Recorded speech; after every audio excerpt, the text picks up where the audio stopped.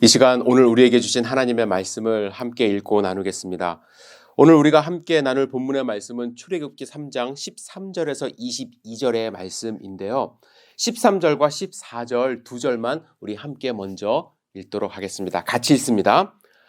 모세가 하나님께 아뢰되 내가 이스라엘 자손에게 가서 이르기를 너희의 조상의 하나님이 나를 너희에게 보내셨다 하면 그들이 내게 묻기를 그의 이름이 무엇이냐 하리니 내가 무엇이라고 그들에게 말하리이까.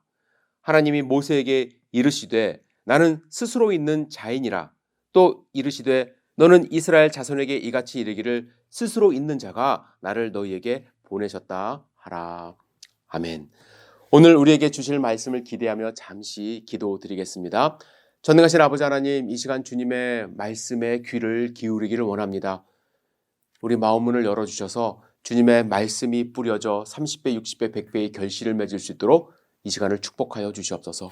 주님의 말씀에 집중하는 귀한 시간 될 수 있도록 인도하여 주시옵소서. 예수님의 이름으로 기도드렸사옵나이다. 아멘. 오늘 우리가 함께 읽은 본문의 배경은 이스라엘 백성이 애굽 왕 바로에 의하여 80년 이상을 고통당하는 과정 속에서 하나님께 부르짖을 때 하나님이 이제 그들을 생각하셔서 모세를 지도자로 세우기 위하여 모세와 만나시는 장면을 배경으로 하고 있습니다. 모세는 오늘 본문에서 하나님을 만난 후 이스라엘의 위대한 지도자가 됩니다.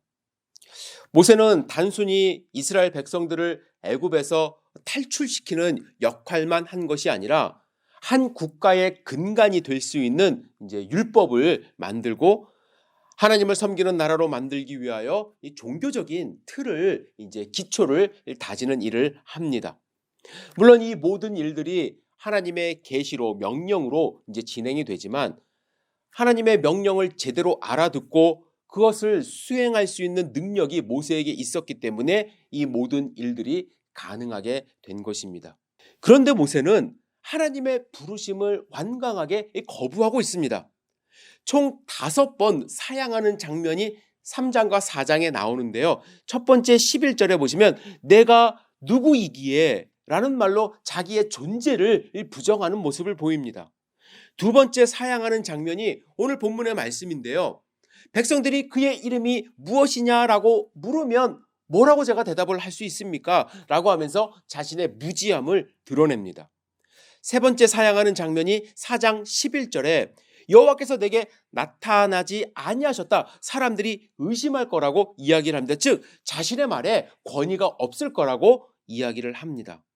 그리고 4장 10절에 보면 본래 말에 능하지 못한 자입니다 라고 하면서 스스로 부정적인 자아를 드러내고 있습니다. 그리고 마지막 13절에 보면 보낼 만한 자를 보내소서라고 하면서 끝까지 완강하게 거부를 하죠.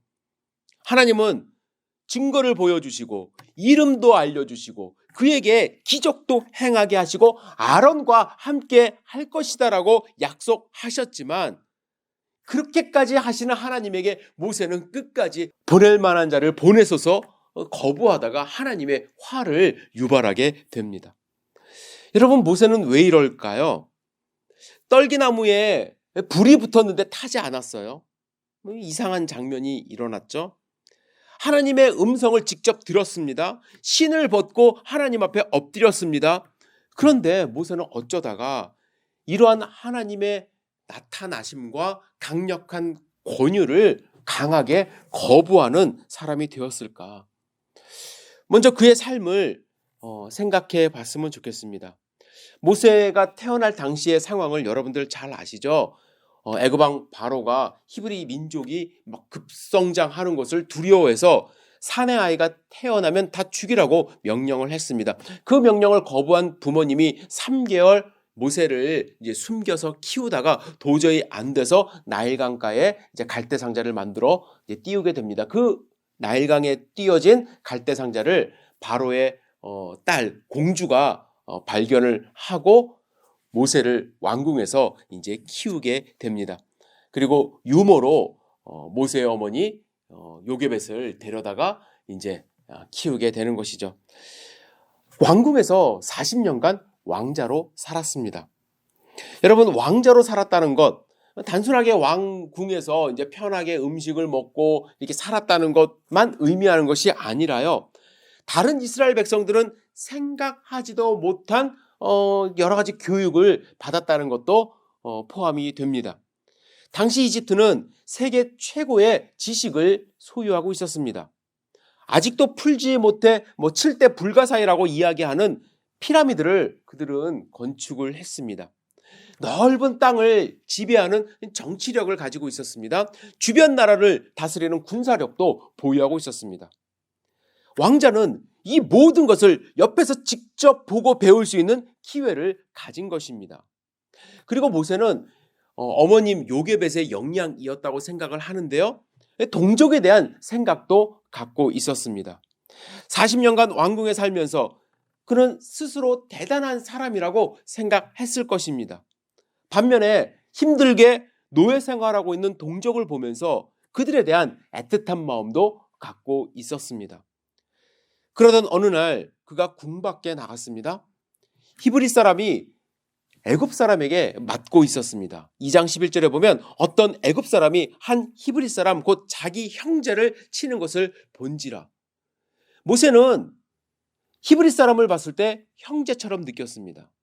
그 형제가 맞는 것을 봤을 때 모세는 자신의 감정을 다스리지 못하고 주변에 사람이 없는 것을 확인한 후에 애굽 사람을 쳐 죽이고 모래에 감추었습니다. 이 일을 한 후에 모세는 어떤 생각을 했을까요? 아마 모세는요, 히브리 사람의 이 영웅이 됐을 거라는 생각을 했을 수 있습니다. 그래서 그랬는지 그 다음날 아무 일 없다는 듯이 이 밖으로 또한 나갔습니다. 그런데 이번에는 히브리 사람들이 서로 싸우는 모습을 봅니다. 그 모습을 보면서 잘못한 사람에게 말을 합니다. 내가 어찌하여 동포를 치느냐. 훈계하듯이 얘기한 것 같아요. 자기가 지도자가 된 듯이 이야기를 했습니다. 자기가 기대했던 반응이 있었을 거예요. 아, 모세요. 우리를 어떻게 좀 해주십시오. 라고 했을 텐데 자기의 반응과 전혀 다른 반응이 나타났습니다. 그가 이르되 누가 너를 우리를 다스리는 자와 재판관으로 삼았느냐? 내가 애굽 사람을 죽인 것처럼 나도 죽이려느냐? 너는 지금 우리를 다스리는 자도 우리의 재판관도 아니다.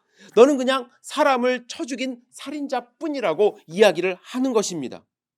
자기는 분명 아무도 모르게 애굽 사람을 죽였다고 생각을 했는데 하루가 지난 뒤 사람들이 다 알고 있어요. 히브리 사람들이 애굽 사람에게서 구해준 자신을 추앙할 줄 알았는데 오히려 그를 살인자 취급하고 있는 것입니다. 적대시하고 있어요. 모세는 덜컥 겁이 났습니다. 2장 14절 하반부에 보면 모세가 두려워하여 이르되 일이 탈로 되었도다 이렇게 말합니다. 이 일이 소문이 났습니다. 바로 왕이 알게 됐습니다. 모세를 죽이고자 찾기 시작했고 이 일로 인하여 모세는 애굽을 떠나 시내 반도를 건너 미디안 광야에 들어가 살게 됩니다. 미디안은 시나이 반도를 지나 가나안 남쪽 땅에 있는 광활한 장소입니다. 이곳까지 도망친 모세는 제사장 루엘의 딸 시보라와 결혼하고 두 아들을 낳고 이제 생활을 하기 시작했습니다. 40년간 왕궁에서 살던 모세는 이제 40년간 광야에서 목동으로 살아가게 됩니다. 광야에서 목동의 삶 어땠을까요? 어떤 분들은 그냥 풀피리 울면서 목동의 삶을 낭만적이라고 생각하는 분들이 있는데 결코 그렇지 않습니다. 계절에 따라 양들을 이동시켜야만 했고요. 기후 변화와 또 야생 동물에 아주 취약한 이 양들을 보호하기 위하여 밤낮으로 노력해야만 했습니다. 왕궁과 비교했을 때 힘들고 외로운 삶을 살았던 것입니다. 40년이면요, 완전히 한 세대를 의미합니다. 40년 전에 누렸던 권력, 호화로운 생활, 모든 것을 이제 잊어버릴 만한 그러한 시간입니다. 40년간 자신만만했던, 당당했던 그 모습은 다 사라지고 이제 나이 들어 힘없는 노인의 모습으로 양을 치는 목동의 삶을 살아가고 있었습니다. 하나님과의 대화에서 모세는 자기의 현실을 그대로 지금 나타내고 있습니다. 내가 누구입니까? 나는 나를 알지 못합니다. 나는 말도 하지 못합니다. 능력이 없습니다. 사람들이 무시할 것입니다. 그는 40년간 이 같은 질문, 대답 수없이 하면서 살았을 것입니다. 인간적으로 보면 자신감도 없고 목동으로 40년 살았고 나이도 80이고 전혀 매력적이지 않은 사람에게 하나님은 지금 찾아가셨습니다. 그리고 그에게 한 민족을 이끌라고 명령하고 계십니다. 하나님은 왜 그를 이렇게 사용하려 하셨을까요? 5번이나 거부하는 이 모세를 왜 끝까지 사용하려 하셨을까요? 무엇보다도요, 모세만한 사람을 이스라엘 백성 가운데선 찾을 수가 없습니다. 물론 젊고 믿음이 있는 여호수아와 갈렙 같은 사람이 있었고 말 잘하는 아론도 있었지만 모든 이스라엘 백성들을 통틀어 모세만 갖고 있었던 것이 있는데 그것이 바로 이 왕궁의 경험입니다.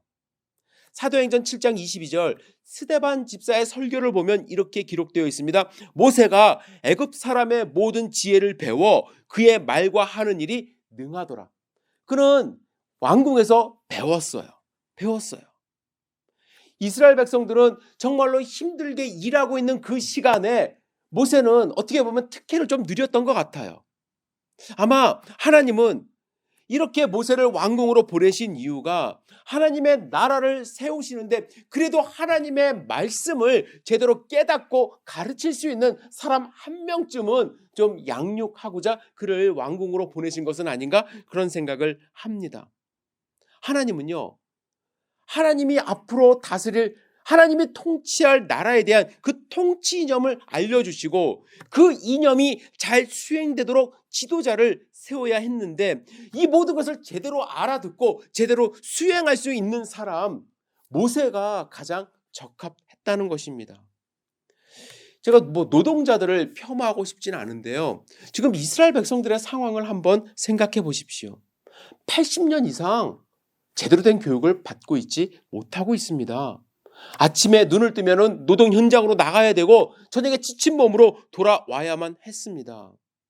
하나님은 아무리 찾아봐도 모세만한 그러한 지혜와 능력을 가진 리더를 찾을 수가 없었고 하나님은 또한 이때를 대비하여 모세를 왕궁으로 보내셨기 때문에 그때가 되어 모세를 부르신 것입니다. 또한 모세는 광야에서 낮아지는 훈련을 지금 잘 받고 있는 그런 상황이었습니다. 40년 왕궁 생활했을 때 모세는 스스로 높아졌어요. 히브리 민족의 지도자가 될 것이라고 착각하고 있었습니다. 그래서 사람을 죽이고도 당당하게 그 다음날 밖으로 나갔어요.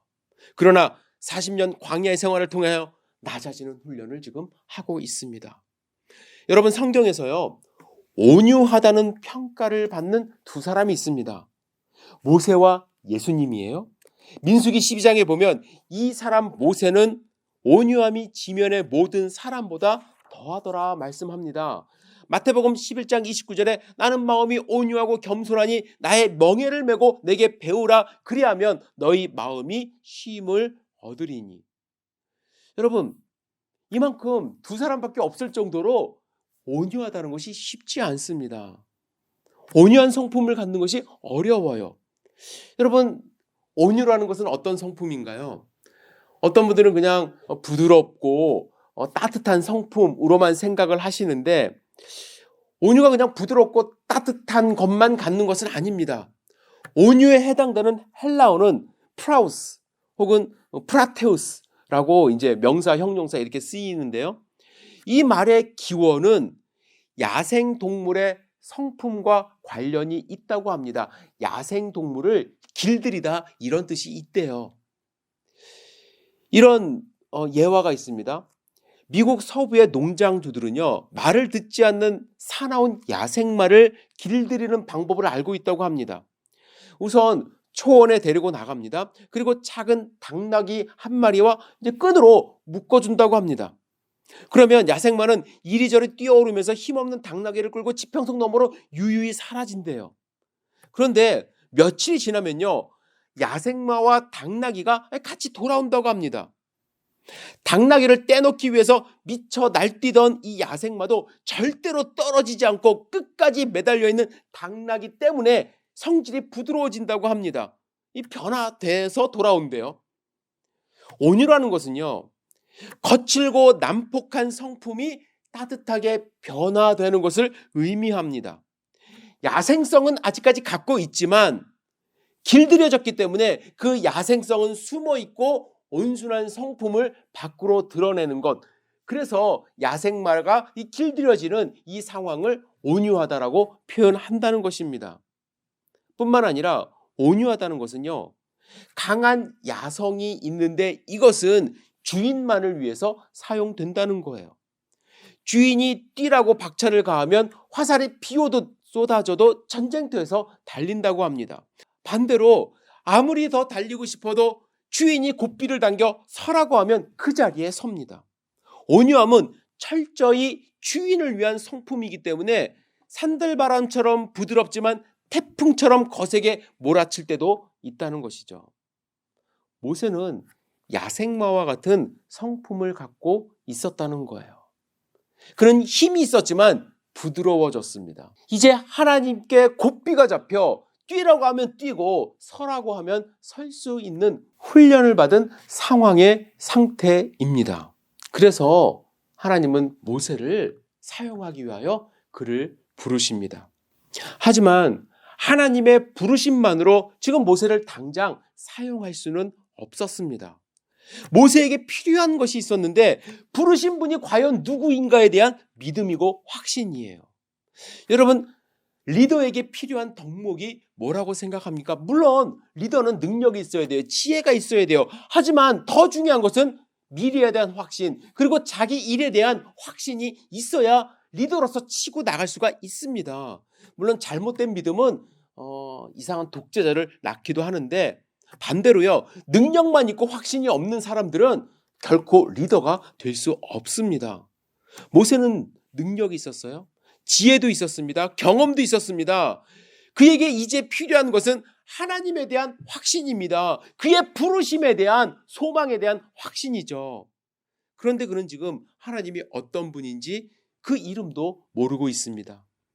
그래서 하나님은 모세에게 하나님이 누구인지 알려주십니다. 그것이 오늘 본문의 말씀인데요. 여러분, 하나님은 누구라고 본인을 말씀하십니까? 우리 개역 성경에 보면 나는 스스로 있는 자라고 말씀을 하십니다. 이 말씀은 상당히 철학적이어서 우리 말로 표현하기 참 어려운 부분입니다. 히브리 원어로는 예헤여 에쉘 예헤여라고 이제 보통 그렇게 읽는데요. 이를 굳이 해석한다면 킹 제임스 성경처럼 나는 나다, I am who I am으로 번역하는 것이 원문에 더 가깝습니다. 한글 번역처럼 나는 스스로 있는 자다라고 번역하면 어떻게 의미는 좀 더 통할 수 있지만 약간 좀 의역이 들어간 번역이라고 생각을 합니다. 그렇다면 이 말에는 어떤 의미가 포함이 되어 있을까? 첫 번째, 이 대답을 통해서 하나님은 자신이 어떠한 존재물이 아니라 존재 자체임을 말씀하고 계십니다. 그래서 이 문장에 대한 가장 일반적인 해석은 그는 있다, 그는 존재한다, 그는 현존한다 라고 번역하는 것입니다. 해석하는 거예요. 그래서 나는 나다라는 대답은 하나님의 이름을 알려주신 것이라기보다는 자기의 존재를 드러내신 것입니다. 여러분, 나는 A이다 라는 말은요, 너는 A가 아니다 라는 전제를 갖고 있는 말입니다. 그러므로 나는 존재다라고 이야기할 때 상대방 너는 존재가 아니다라는 의미가 함축되어 있는 거예요. 그러므로 모세에게 나는 존재다, 나는 나다라고 말씀하신 것은 너는 존재가 아닌 흙으로 돌아갈 존재물이다, 피조물이다 라고 말씀하고 있는 것입니다. 따라서 하나님은 존재이고 인간은 존재물이라는 의미가 담겨있는 질문과 대답이라고 할 수가 있습니다. 그리고 여러분, 이 말씀에서 우리는 하나님의 전지전능성을 깨달을 수가 있습니다. 아까 히브리어로 말씀드린 예헤여 에쉘 예헤여는 문법적으로 보면 1인칭 미완료 플러스 관계대명사 플러스 1인칭 미완료 형식으로 이루어진 문장입니다. 그런데 여러분, 히브리어에는요 현재, 과거, 미래 시제가 없습니다. 완료와 미완료 시제만 있을 뿐이에요. 따라서 이 미완료는 상황에 따라서 여러 가지 시제로, 다양한 시제로 번역이 가능합니다. 가장 많이 번역되는 시제가 현재형이고요. 그러나 상황에 따라서, 그 컨텍스트에 따라서 미래형으로 혹은 과거형으로, 완료형으로 번역이 되기도 합니다. 그래서 I am who I am, I will who I will, I am who I will 혹은 I was who I will 등으로 번역이 충분히 가능하다라고 할 수가 있습니다. 이 말은 무슨 말이냐? 하나님은 존재하시는 분으로 시간과 공간을 초월하는 존재임을 나타내고 있습니다. 하나님은 존재하는 분이에요. 능력이 있으신 분이에요. 무한하신 분입니다. 그러한 분이 존재물, 피조물인 모세를 부르고 있는 것입니다. 여러분, 모세는 능력이 있었어요. 모세는 지식이 있었습니다. 열정도 있었습니다. 그러나 자신의 열정과 지식을 어떻게 사용해야 할지 몰랐습니다. 40년 전에는 교만했어요. 사람들이 자신을 따라줄 것으로 착각했습니다. 자기가 세상의 왕이 될 줄 알았던 것이죠. 그러나 40년간 광야에서 자신을 돌아봤습니다. 자신의 무능함을 깨닫습니다. 그런데 40년간 너무나도 자신을 비웠던 거예요. 이제 그에게 필요한 것이 있습니다. 자신이 비웠던 그곳에 하나님을 채우는 것입니다. 자신에 대한 확신을 갖는 것입니다. 하나님의 부르심에 대한 확신으로 그 빈 곳을 채워야 하는 것입니다. 이때 하나님은 모세를 부르시고 모세에게 당신이 어떤 분인지 알려주시며 모세를 세우십니다. 모세를 보내십니다.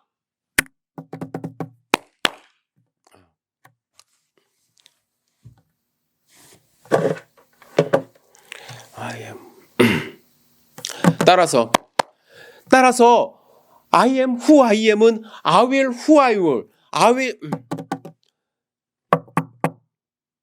따라서 I am who I am은 I will who I will, I am who I will, I was who I will 등 시간과 공간을 초월하는 존재임을 나타내는 말이라고 할 수 있습니다. 하나님은 존재하는 분으로 지금 존재물, 피조물인 모세를 부르고 계신 것이죠. 여러분, 모세는 원래 능력이 있었다고 생각을 하면서 살았습니다. 지식이 있었습니다. 열정도 있었습니다. 그러나 자신의 능력과 지식을 어떻게 사용해야 할지 몰랐어요. 하나님의 손에 붙들려 사용해야 하는데 처음에는 교만했습니다. 사람들이 자신을 따라줄 것으로 착각했습니다. 히브리 사람들의 왕이 될 줄 알았습니다. 그러나 40년간 광야에서 자신을 보기 시작합니다. 자신의 무능함을 깨닫습니다. 그런데 40년간 너무나도 많이 자신을 비웠어요. 이제 그에게 필요한 것이 있습니다. 자신이 비운 곳에 대한 채움입니다. 자신에 대한 확신을 채워야 되고 자신을 부르신 하나님에 대한 확신으로 그 빈 공간을 채워야만 합니다. 하나님은 모세를 부르십니다. 모세에게 당신이 어떤 분인지를 알려주십니다. 모세를 채우기를 원하십니다. 그리고 모세를 세우시고 모세를 보내십니다. 여러분들은 모세입니다. 하나님이 우리를 창조하셨어요. 우리도 존재물이에요. 따라서 우리는 하나님으로부터 받은 각각의 능력을 가지고 살아갑니다. 그런데 어떤 분들은 자신의 능력을 과대평가하며 교만하게 살아가죠. 또 어떤 분들은 자신의 능력을 너무 과소평가하며 할 수 없습니다. 할 수 없습니다. 나는 이건 못합니다. 라는 말만 되풀이하며 살아갑니다. 하나님은 여러분과 저를 존재케 하신 존재입니다. 하나님은 시간과 공간을 초월하신 위대한 분입니다. 그분이 여러분을 부르시고 여러분과 함께 하십니다. 여러분이 모세입니다. 일어나 하나님의 말씀을 붙들고 세상으로 나아가야만 합니다. 여러분, 하나님이 함께 하실 때 우리는 일어나 달려 나갈 수 있습니다. 지금과는 전혀 다른 삶을 살 수가 있습니다. 그 하나님을 여러분들 마음 가운데 받아들이셔야만 합니다. 여러분, 존 뉴턴을 아십니까? 존 뉴턴은 어머님이 살아계실 동안에는 신앙 훈련을 받아 경건하게 살았지만 어머님이 세상을 떠나신 후에 그의 생활이 180도 변화되었습니다. 완전히 나쁜 쪽으로요. 뉴턴은 아버지를 따라 이제 배를 타기 시작했는데 뱃사람이 된 이후에 그는 세상에 못된 짓만 배우고 악한 행동을 했다고 합니다. 아버지는 뉴턴의 방탕하고 못된 짓만 하는 것을 보고 크게 실망했고 그를 내어 쫓았습니다. 그 후에 뉴턴은 성격이 고쳐진 것이 아니라 더욱 악화되어 결국에는 아프리카에서 사람을 잡아다가 파는 노예선 선장이 되었습니다. 전혀 거리낌 없이 사람을 짐승 취급하면서 노예로 부리고 짐승처럼 부리고 그리고 영국의 사람들에게 사람을 내다 판 것입니다. 그러던 그가 예수님을 만났어요. 어떻게 만나냐면 정말로 아프리카에서 돌아오는 길에 엄청난 폭풍우를 만납니다.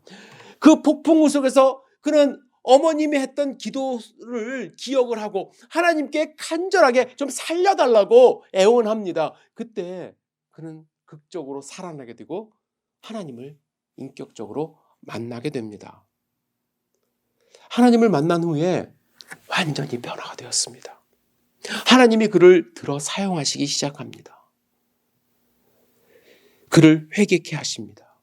새 사람이 되게 하십니다. 그리고 목사로 만드셨어요. 그가 남긴 여러 가지 일들이 있는데 특별히 중요한 것은 노예 해방을 위하여 끝까지 목숨 걸고 싸웠다는 것이고요. 또 한 가지는 지금도 전 세계인들이 사랑하는 찬송 시를 지었다는 것입니다. 여러분들도 아세요? 나 같은 죄인 살리신 주 은혜 놀라워 잃었던 생명 찾았고 광명을 얻었네. 하나님을 만난 사람은 이렇게 변화가 됩니다. 존 뉴턴 목사는 천국 가기 전에 죽기 직전에 이런 이야기를 합니다. 내가 천국에 가면 세 가지 놀라운 일을 발견하게 될 것입니다. 하나는 내가 생각지 않았던 사람을 만나는 것이고 다음은 분명히 천국에 와 있을 거라 생각한 사람이 와 있지 않는 것이고 그리고 나 같은 죄인이 천국에 들어와 있다는 것입니다. 저는 우리 모두가 세 번째 그 놀람을 함께 경험하기를 원합니다. 우리 모두 하나님을 만나 하나님과 함께 하나님이 주신 능력과 재능으로 정말 하나님 영광을 위해서 살다가 하나님이 부르시는 그날 천국에서 놀라운 일을 경험하며 하나님을 영원히 찬양하는 하나님의 백성, 하나님의 모세들이 되기를 주님의 이름으로 축복합니다. 기도하시겠습니다. 사랑과 은혜가 충만하신 아버지 하나님, 주님의 은혜를 경험하기를 원합니다. 우리 귀한 열린교회 성도님들 한 분 한 분 축복하여 주셔서 하나님을 만날 수 있도록 인도하여 주시고 하나님의 손에 이끌려 살 수 있도록 인도하여 주시옵소서. 예수님의 이름으로 기도드렸사옵나이다. 아멘.